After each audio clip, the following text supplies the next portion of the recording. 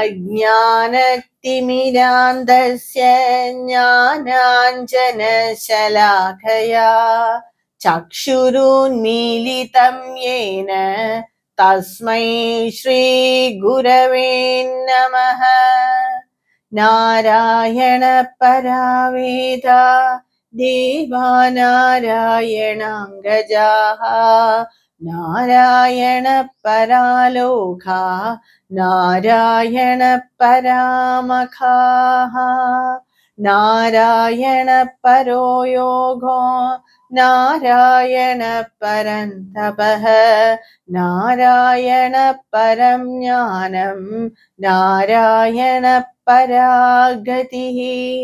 तस्मातेकेन मनसा भगवान् सात्वतां पतिः श्रोतव्य कीर्तितव्यश्च ध्येय पूज्यश्च नित्यदा। जयति जगति मायां यस्य कायाधवस्ते वचनरचनमेकं केवलं शाकलय्य ध्रुवपदमपि यातो यत्कृपातो ध्रुवोऽयं सकलकुशलपात्रं ब्रह्मपुत्रं नतास्मि। Sarvebhyah Namaskaraha. We are seeing the Narada Bhakti Sutras and we have completed up to Sutra 65. And we are seeing the greatness of the Para Bhaktas and the Para Bhakti. And Srij Narada is discussing about the glories of the great Bhaktas. And in this sutra also, he tells about that. We will see the Sutra 66. Trirupa Bhanga Purvakam Nitya Dhasa Nitya Kanta Bhajanatmakam Prema Karyam Premaiva Karyam. He says that the three types of distinctions, that is the subject, object, and the difference between the subject and object comes only because of ego, ahankara. If there is ahankara, then it separates us from Bhagavan. So when the ahankara is removed, again we will realize that I am not different from Bhagavan. So it is one and only the ahankara that separates the Bhagavan and the bhakta. So transcending these three types of distinctions, that is subject, object and ahankara, how can it be surpassed? Only by prema. Prema karyam. Premaiva karyam. Prema alone, love alone matters. Only by love we can transcend these three types of distinctions. And for that, what helps us to transcend this distinction? It is that relationship with Bhagavan. In the initial stages, of course, we have ego and we think that Bhagavan is separate from us and we worship Bhagavan, and by some way or other, we establish a relationship with Bhagavan. It can be of any type. It can be a guru-sishya relationship, or a master-servant, and a mother-daughter, or daughter-mother, father, or that is beloved, just like Gopikas. And here, Sage Narada gives two types of relationship, that is Nitya Dasaga. I am always your Dasa. I am always your servant and you are always my master, just like how Hanumanji thought about Bhagavan Sri Ram. Nitya Dasaga or Nitya Kantaka, you are always my beloved. Why Sage Narada has selected these two relationships from all the other relationships? It might be only in all the other relationships there is some ego. But in Dasya Prema and in the Kanta Prema, there is no ego at all. The Gopikas did not have any ego. Even if we assume our Bhagavan as our father or mother, there may be sometimes, rarely, there may be ego. So Sage Narada wants to take out all the ego from us, because if this ego is there, then there is no point of relationship. So when we establish a connection with Bhagavan, again we will attain that state of oneness with Bhagavan, that is Parabhakti. When we establish a relationship, that ego will be erased. So we can understand that I am not different from Bhagavan. So in the initial stages, we assume Bhagavan as different. So when that bhakti evolves, we will establish a relationship with Bhagavan. Now many bhaktas don't establish the relationship because they have a list to tell to Bhagavan, I want this, I want that.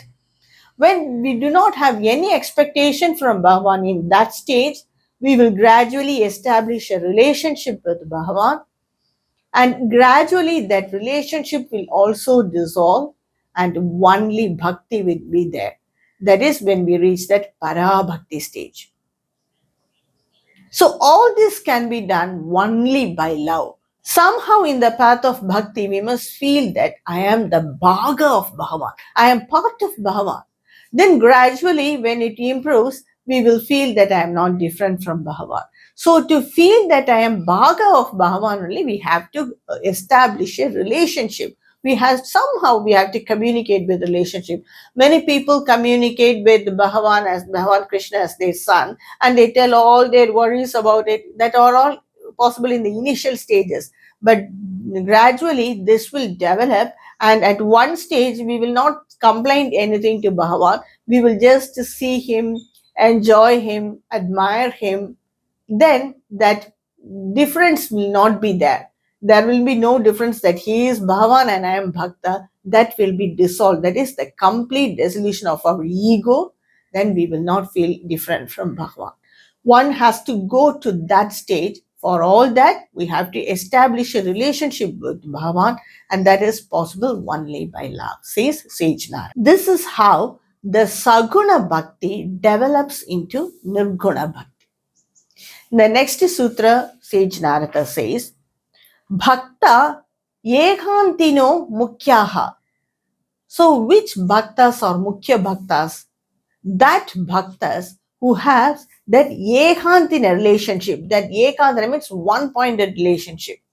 We may assume Bhagavan as their mother or whatever relationship it may be, but we have to be completely devoted to Bhagavan. We must not imagine that Bhagavan is my father or mother and we will go to him and ask for something, and after some time if we forget it, that's not possible. Then the bhakti will not develop. We have to have complete devotion, wholehearted devotion to Bhagavan. Then it will develop into the Parabhakti stage. Initially, Sri Ramakrishna Paramahamsa assumed or imagined Devi Kali as his mother. So he communicated with her like that. At one time, his guru came and made him understand this Kali is not different from you. Till then, he established that relationship, and somehow he kept his mind devoted to Bhagavan. So that is the point, that somehow we have to keep our mind devoted to Bhagavan for this devotion, for this bhakti. Then gradually we can take that bhakti to the next level.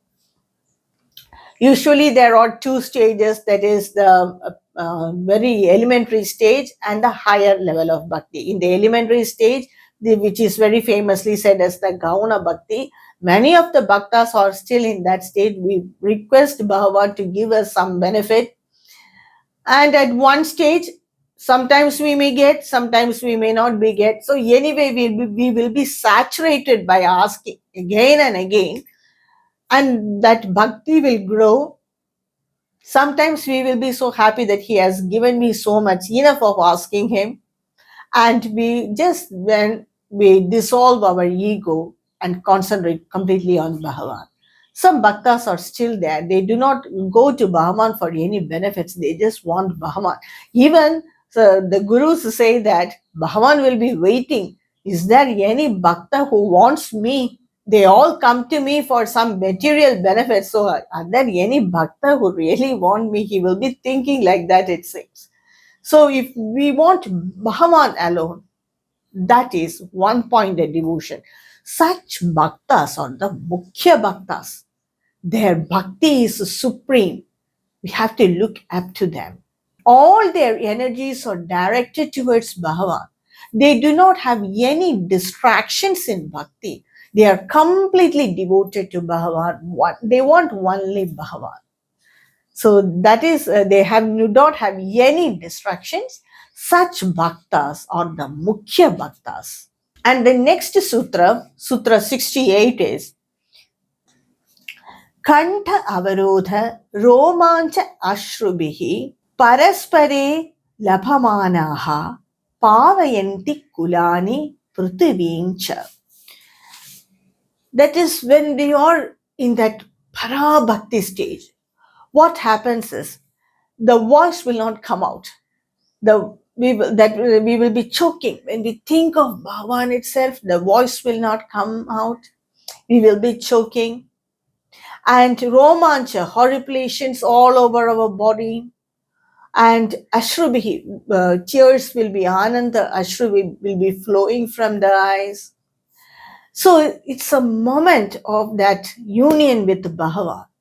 Some bhaktas, when they speak to each other, some bhaktas, paraspara bhaktas, they speak to each other, they cannot discuss more. They just think about Bhagavan or utter his name, then they will go in that trance state. It happened to Sri Ramakrishna Paramahamsa.